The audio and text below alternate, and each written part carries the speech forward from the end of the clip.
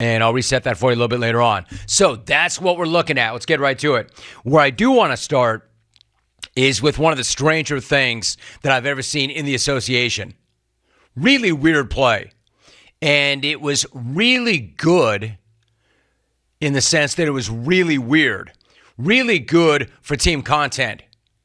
But really bad for Team Dallas Mavericks. You know how I always say that? Weird is good. Weird is good for team content. Yet generally, except for the team that it happened to, the Mavericks. So, if you saw this, you know what I'm talking about. If not, let me reset it really quickly for you.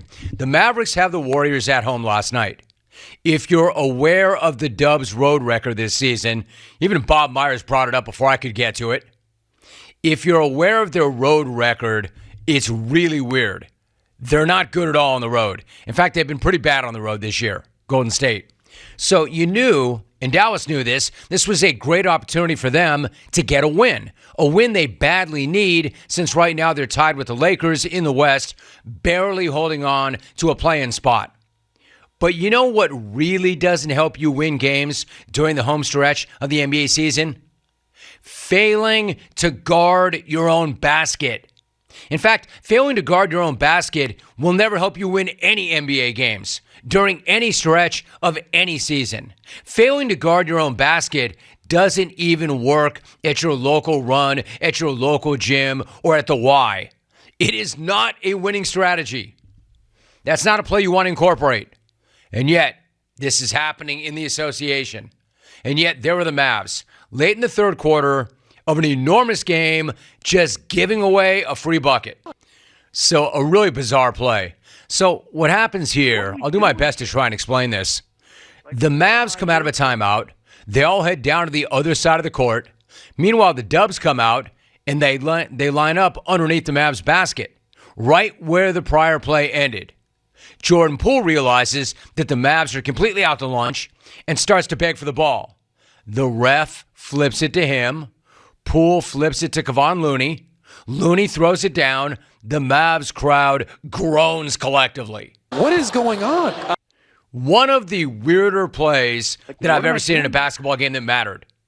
But bleep happens, right? You flush it, you move on.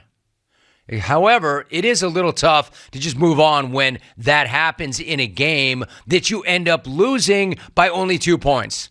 Which is, of course, exactly what happened last night, which is where this story is headed. Final score, scoreboard, look up at it. Dubs 127, Mavs 125. So, yes, they really lost by 2 points. And, yes, they were going to make a really big deal about it after the fact. I mean, if you want, you could try to argue that the Mavs effectively lost by those 2 points. That's what they're trying to argue. Those 2 free points. And then you can chase that with a giant and a slow-mo Carl Lewis while you're at it. I mean, the Mavericks seriously lost a critical game by 2 points after giving away a free bucket in one of the strangest plays ever. Naturally, Mark Cuban was not amused. Cubes was not pleased. Cubes was heated. And when Cubes gets heated, he doesn't take his shirt off. He reaches for his phone. Reached for his phone, jumped on Twitter, and thumbed out the following lava. At M. Cuban, quote, "For those wondering about the play with 1:54 to go on the third, let me explain what happened. The ref called Mavs ball. The announcer announced it. Then there was a timeout. During the timeout, the official changed the call and never told us. Then when they saw us line up as if it were our ball, he just gave the ball to the Warriors. Never said a word to us. They got an easy basketball. Crazy that it would matter in a 2-point game. Worst officiating non-call mistake possibly in the history of the NBA. All they had to do was tell us, and they didn't." End of tweet. Quote, "Worst officiating non-call mistake possibly in the history of the NBA." Yo, that's bold. What do you think that's going to cost Cube? Man, I am so glad that he's as rich as he is. What do you think that's going to cost my dude? He also said the Mavs would be filing a protest with the league. So that's Dallas' side of the story. As for the ref show, here is the explanation of crew chief Sean Wright. Quote, initially on the floor, the original signal was in fact Golden State ball, as this can be seen on video. There is a second signal, but that signal is for a mandatory timeout that was due to the Mavs. End of quote. All right, so again, super confusing, super convoluted. But when you check the footage, it all pretty much scans. In fact, when you check the footage, it's hard to figure out how it all got so twisted. The ref immediately and clearly signals Golden State ball, then points to the Mavs bench. Now, to Cube's point, Cuban says the PA announcer announced there was Mavs ball, but that doesn't officially mean anything. It might explain the confusion, but it doesn't make it official.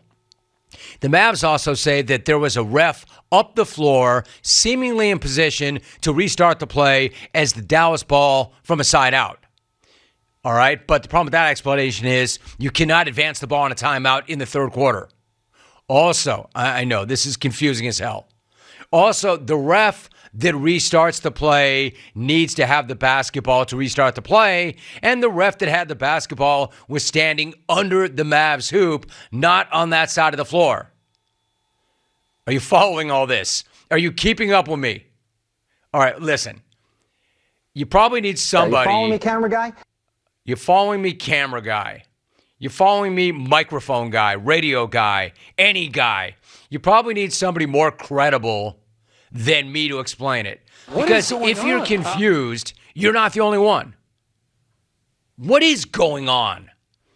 Everybody's confused. I'm confused. I spent the entire morning trying to figure out how to explain to you all what went down last night. And this is what I've come up with. I should have just started right there, because that cleared up exactly nothing. My man, I think I'm even more confused now than I was before. But I will agree with this much. Quote, quite a few people out of position on that play. I'll agree with that. I'll also agree with somebody's got to admit that somebody made a mistake. I mean, there's a mess down here in aisle 4. Someone. Can somebody call someone? Someone call someone. That's true. Somebody did make a mistake. And somebody's got to admit that somebody made a mistake. Let me try to cut through all of this one last time.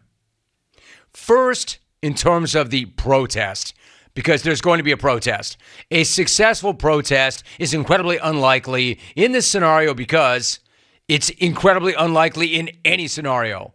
There has not been a successful protest in the association since January of 2008 when Shaq somehow fouled out with only 5 fouls. That one's pretty black and white, right? The incident last night is anything but. So good luck with the protest, Dallas. You're not going to win that. Here's another thing that I do know. The Mavs did not actually lose that game on that play. That seems pretty obvious. There's nothing confusing about that.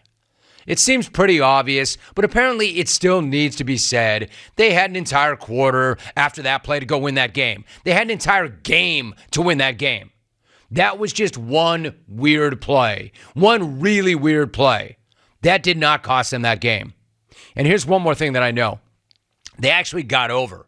They actually got a good break last night. One thing actually did go their way. They actually, instead of killing the ref show, should be thanking the ref show. They're lucky that Luka did not get his ass run on his first game back from injury for flashing a money sign at the ref in the fourth quarter. Or it would be the next game. Because when the guy went with that money sign, he was implying that they were on the take. He was, in fact, asking, who's paying y'all? He comes down from the second floor. I said it for you, clones. You don't need to waste my time with that.